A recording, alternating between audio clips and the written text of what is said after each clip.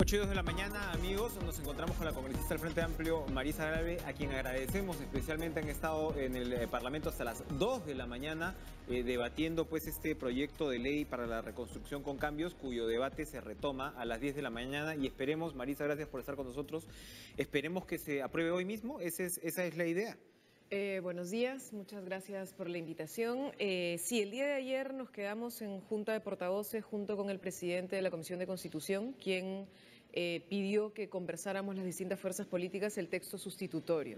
¿Qué ocurre? El Ejecutivo nos ha mandado una propuesta de ley para crear una autoridad todopoderosa, que en realidad concentra un conjunto de competencias, que pretendía salirse de marcos de control. De hecho, la Contraloría incluso mandó un conjunto de observaciones por escrito a los miembros del Congreso. La propia Defensoría del Pueblo, Enrique, nos mandó una carta diciendo que se estaba violando el principio de descentralización y el principio básico de Contraloría, ¿no es cierto? Y por tanto había mucha preocupación sobre esta norma. Esta norma tuvo un debate de más de 12 horas en el Parlamento y luego tuvimos una larga jornada en Junta de Portavoces para ver el nuevo texto finalmente ya consensuado en la Comisión de Constitución a través de su presidente.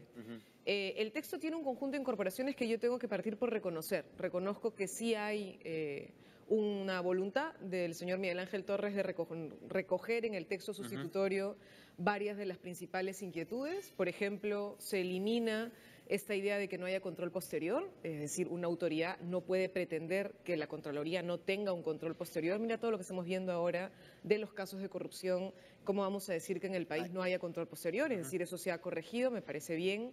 Se han corregido otras cosas más vinculadas a Contraloría en el texto de la norma. Sin embargo, igual hay, yo creo, varias deficiencias. El congresista Marco Arana también estuvo ayer, yo también estuve ayer.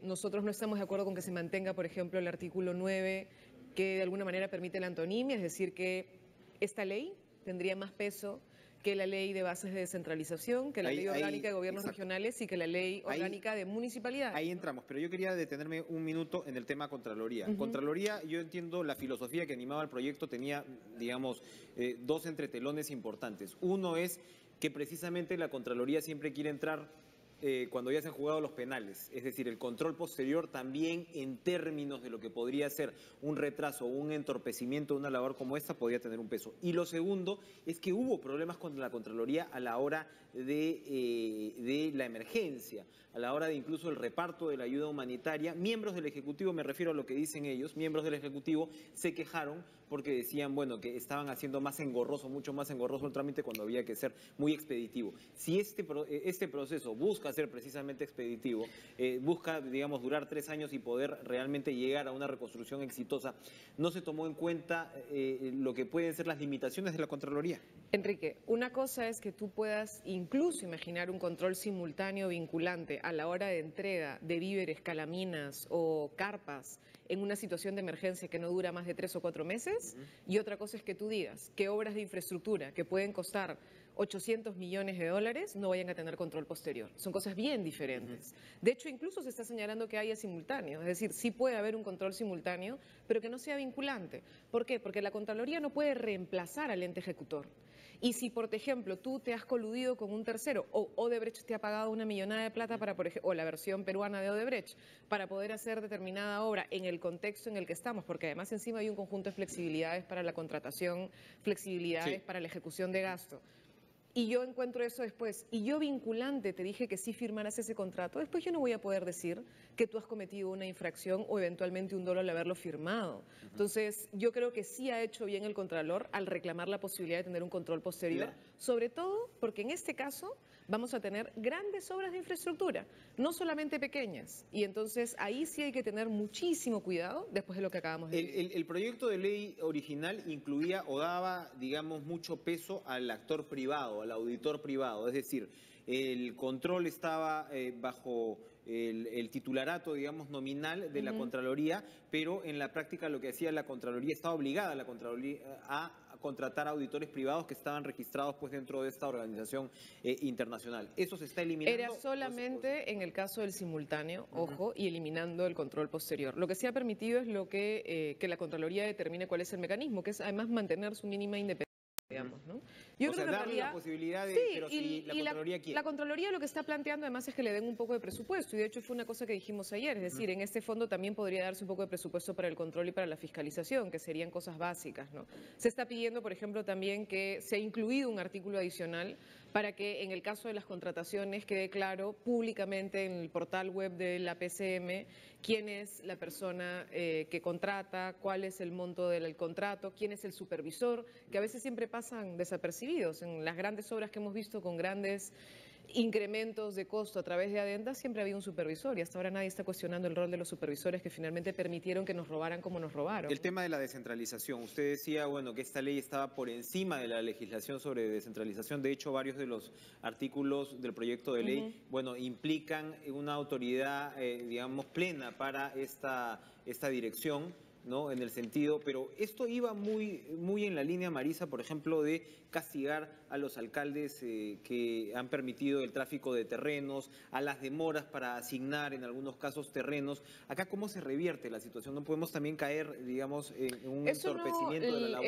El tema de infracciones y sanciones no se ha eliminado. Bien. De hecho, se ha incorporado una infracción que hemos incorporado a pedido de la Comisión de Vivienda por un proyecto de ley, el 1148, de la señora Salgado y el señor Galarreta, que incluían, por ejemplo, sanción de entrega de constancias de posesión cuando se entregan, por ejemplo, en el cauce de los ríos, o cuando se entregan en la faja marginal, o cuando se entregan alrededor de la zona de carretera nacional. Entonces, eso se ha, por ejemplo, incluso endurecido, ¿no?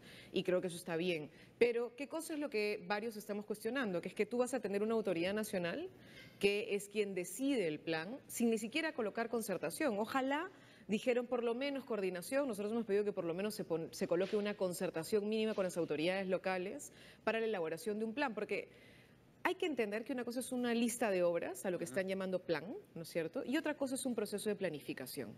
Si en el medio no tenemos por lo menos una concertación entre los actores del territorio para ver qué cosa se va a hacer en ese territorio, no podemos seguir creyendo que desde Lima, ¿no es cierto?, la PCM puede agarrar y decir esto es lo que se hace y después poner un artículo que dice el plan se vuelve obligatorio a los 3 niveles de gobierno. Sinceramente, es mucho, sobre todo si es que entendemos que la Constitución reconoce un proceso de descentralización. Pero es un proceso de descentralización, perdón, que ahí sí se ha visto, independientemente de las correcciones que se puedan realizar, sí se ha visto problemas, ¿no? Y una emergencia como esta los ha puesto en evidencia. Y incluso también ha puesto en evidencia, la emergencia Enrique, sanitaria en Piura, yo conversaba con la ministra de Salud, Patricia García, y me decía, oiga, el tema es que en este punto de la descentralización, decía ella, yo soy una ministra con muy poco poder sobre lo nacional. Mentira.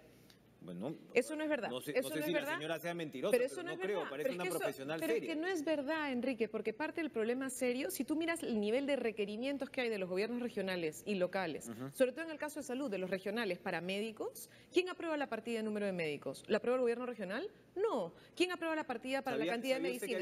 ¿La aprueba el gobierno regional? Pero, ¿Sabía a ver, eso? Enrique, y que el gobierno nacional entra y se encuentra con que hay 400 equipos no reportados. No, es que yo creo que también sí, es Enrique, bueno el problema que estamos teniendo es que si nosotros nos quedamos pensando que los gobiernos regionales y locales son los culpables, entonces exculpamos la responsabilidad del gobierno nacional. Desde el año 2002 hay exigencias que empezó el proceso de descentralización para la descentralización fiscal. En el año 2012 se aprobó con el MEF incluido, diciendo que reconocían que habían otorgado competencias sin entregar los recursos para que se cumplan las competencias, que no había ningún mecanismo de parte del Estado nacional para garantizar que lo que yo te encargué lo puedas cumplir. Bien. Es decir, hay un conjunto de problemas serios por ahí. Pero además, Enrique, y eso sí lo quiero dejar muy claramente, es una barbaridad que acá se pretende exculpar al Estado Nacional de lo que hemos vivido. Muchos hemos pegado el grito en el cielo porque hay un conjunto de urbanizaciones, por ejemplo, construidas en zona de riesgo. ¿Quién entregó el título de propiedad? Cofopri. Ya. ¿Y de quién depende Cofopri? Ya, pero Cofopri. Del gobierno nacional. Entonces, sí, pero el gobierno nacional lleva pues un pero año, no lleva 15 ni 20. Perdón.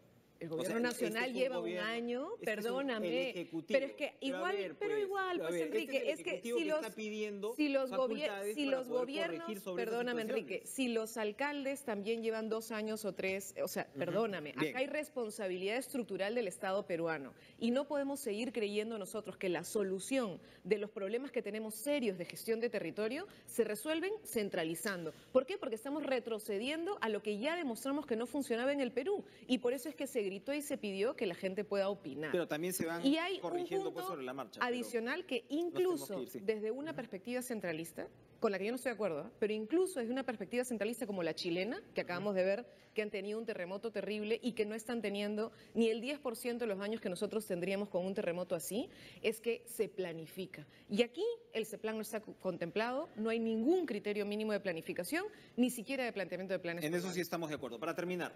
el Frente Amplio va a votar por un proyecto de ley como el que se ha presentado para liberar a los mayores de 75 años con los problemas que coincidentemente tiene Alberto Fujimori.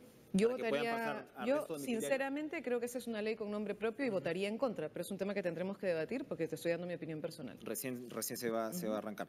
Maritza Lave, muchas gracias por estar con nosotros. Vamos a, por supuesto, seguir la culminación de este debate de esta ley de reconstrucción con cambios. Ya la congresista Glave nos ha adelantado cuáles son las observaciones centrales y ya hay modificaciones, ya hay un proyecto de ley sustitutorio y seguramente a lo largo del día pues tendremos ya mayores certezas. Gracias otra vez, Marisa, por estar con nosotros. Vamos a un corte y regresamos de inmediato. Viene además el congresista Santiago Dávila a propósito pues de la presentación del proyecto de ley para liberar a los mayores de edad de 75 años con enfermedades que por supuesto coincide con la situación de Alberto Fujimori. Arresto domiciliario. Ya regresamos.